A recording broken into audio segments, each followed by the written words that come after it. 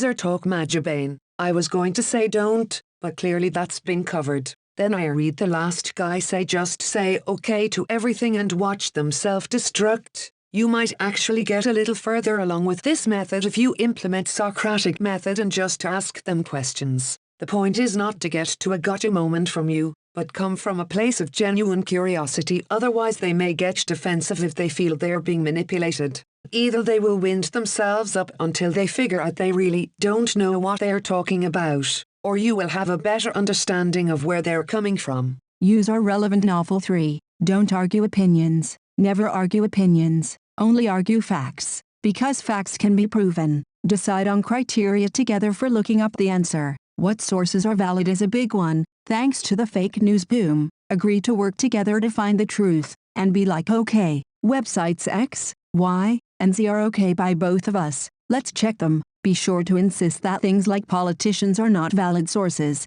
but experts in their fields, doctors, teachers, etc., are. So a politician saying something is not okay, but a politician quoting a specific doctor is, then you look for your answer in places you two agree are good sources. Odds are, if you're not an idiot, you'll find your answer is right. User Carl Sagan Reagan 85. In my experience, the true idiots are the way they are because they will not listen to a dissenting opinion thought, regardless of how convincing it may seem. You might as well be Charlie Brown teaching. The idiot only follows their own path of what they see as rational. Their heads are so far up their asses that they can't hear anything else. It really is pointless to argue with idiots, because you'll never ever achieve the intended effect. Edit. I should also add that I see it as a spectrum. Let's range it from gullible to full-fledged idiot. There should always be a level of skepticism in new information and conflicting opinions, but not to the level where they wholly go against the scientific consensus, anti-vax, climate change deniers. For the non-full-fledged idiot, I have found this to be somewhat effective. 1. Let them open.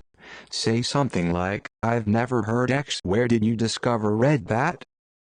2. Actually listen. So many of us have arguments only waiting for our turn.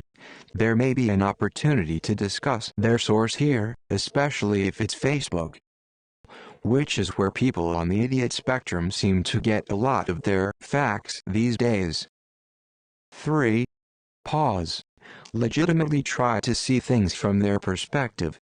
Dismiss initial judgment. If this is the first time you're in a disagreement with this person, now is when you decide if you can relate at all to what they're saying. Stay calm, validate any part of their argument that you can. Show them that you're listening and ready for a discussion. Set the tone with this part. 4. Have a discussion. If they get overly emotional and defensive, quit and try again another time.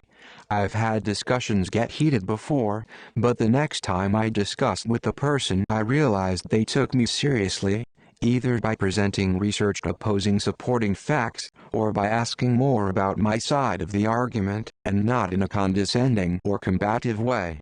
The key is not to assume people are idiots until they prove otherwise. If you assume, you may be an idiot.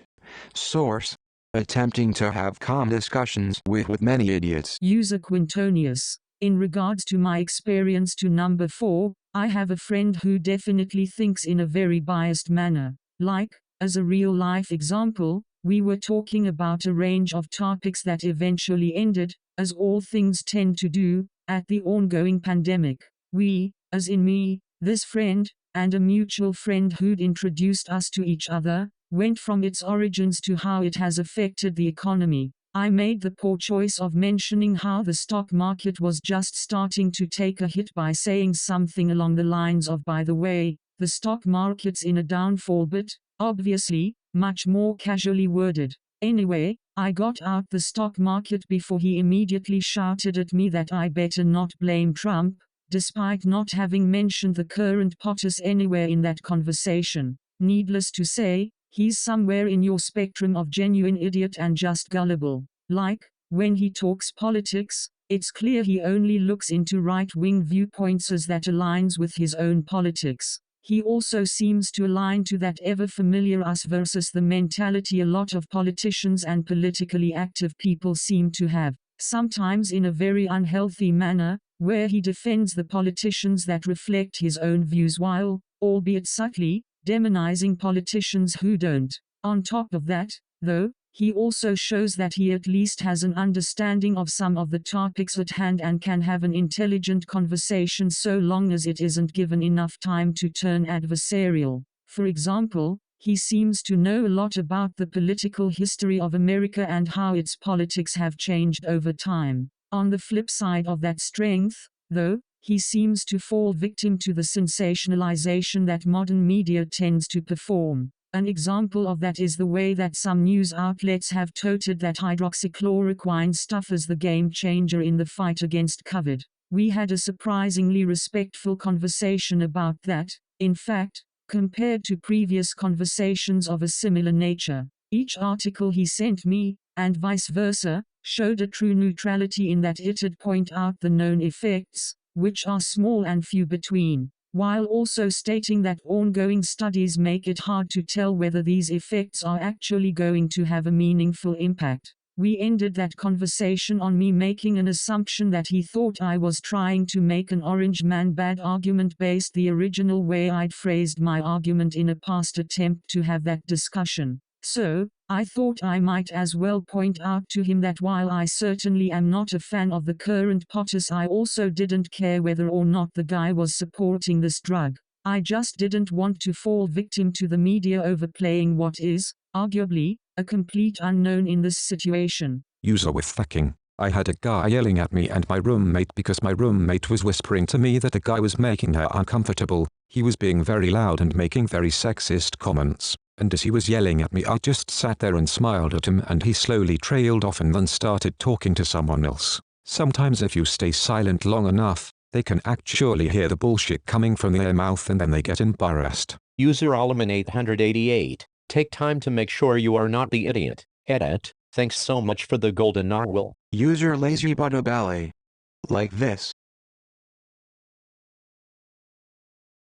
User Welldigger. Ask them questions from a place of genuine curiosity. This is such good advice and well said. A caution, though, use this approach only if you actually want to engage with the person and be forewarned that, in as much as you are arguing with an idiot, this approach may fuel their superiority condescension. This will make it hard for you to maintain your curiosity, but if you can, you will keep the argument from breaking down into defensiveness. You can't causally change someone's mind, they can only change their own mind. So asking questions truly is the only viable tactic. User Panic Edward Smith.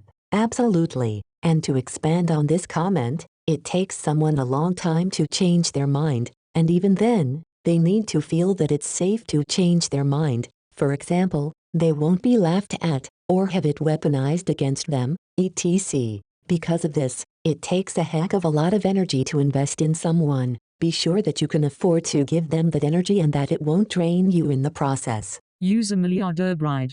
Presumably the only reason you're arguing with an idiot is because you love them. Instead of arguing, try to find common ground on something and agree not to discuss the subject further. No reason to disturb the relationship about something like an argument. If the person you're arguing with is in a position of power over you and the argument concerns things like punishment, try to carefully lay out why you believe the punishment does not align with the action performed. Tread very lightly here, because a slip-up could very well result in more punishment. Furthermore, ensure that the subject you're discussing is something that is in fact open or logical to discuss. Try to see it from the other person's point of view, because they obviously believe that what they are doing is right for a reason. Complex imagination is a gift. Use it to your advantage in this case. Overall, idiot's gonna idiot.